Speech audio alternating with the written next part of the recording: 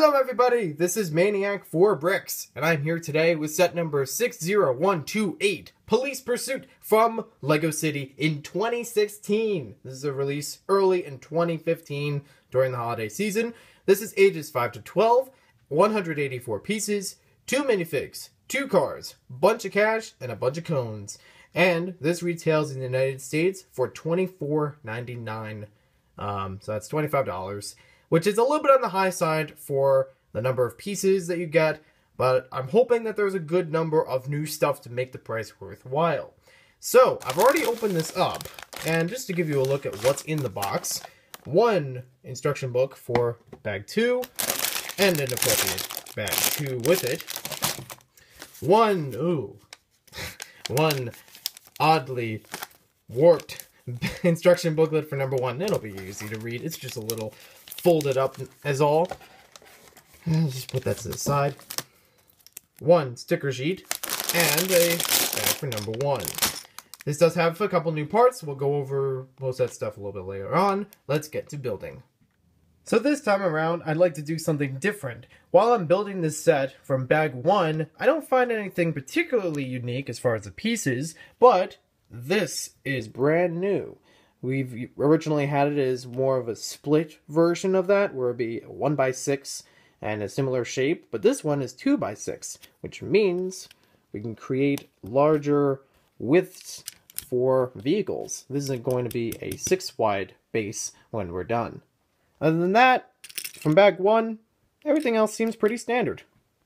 Taking a look now as we build this bag 2, there's only really the new pieces for the criminal, and just the reuse of the fuse piece. But other than that, I don't see anything that stands out as far as new pieces for this one. Not bad though.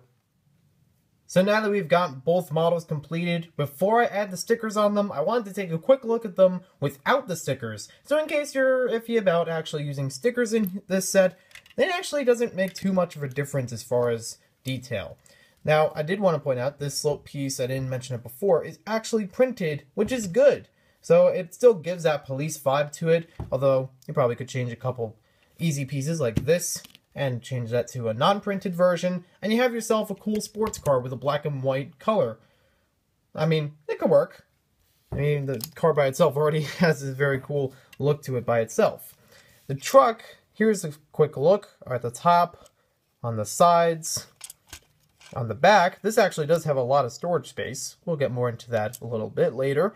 I didn't mention it before, but this is relatively new as far as the color for that type of piece, although the piece itself has been around for a while. And it does have enough space to fit one figure inside.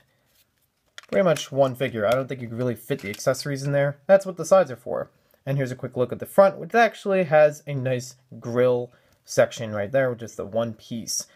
Now, most of the stickers used here would be for just the license and for the safe on the back, which you can easily open up and has 3 100 currency bills. I say currency because I don't know exactly if it's a dollar denomination. I'm working on that for Brick Theory.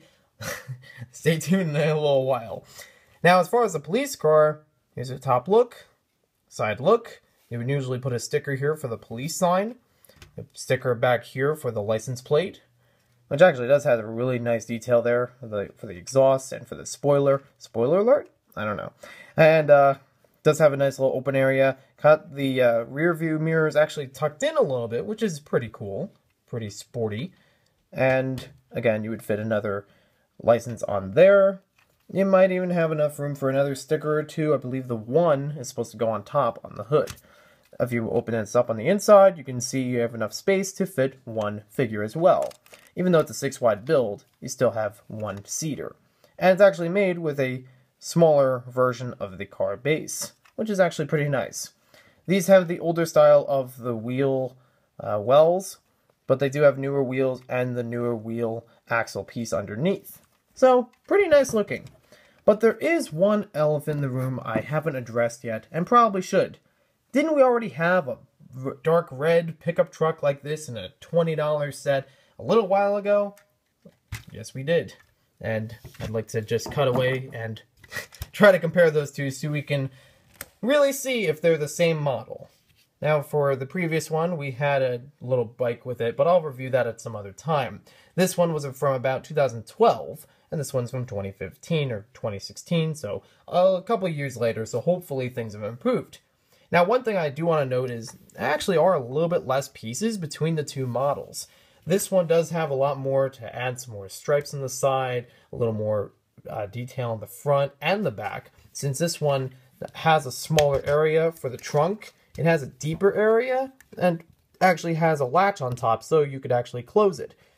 That's up to you as far as if you prefer one over the other. Let me know in the comments because I'm actually interested in what you have to say. This one does have the accessories you can add on the side, so I say this is actually a little bit better for storage. It doesn't have the floodlights on the top the way that the old one does, and it actually does have it a little bit lower to the ground. So it's not as sporty or pickup truck-like as the previous model. And it actually doesn't have brake lights in the back, I just noticed. On the bottom, not much has really changed. Only a little change here and there. And each of them do still fit one figure with a 6-wide base. So this one actually has a chair inside, this one doesn't, but not too much change there. This one does have a little bit nicer wheels, so I guess it's more urban suited than this one, which has more of the off-road wheels as you see on the side.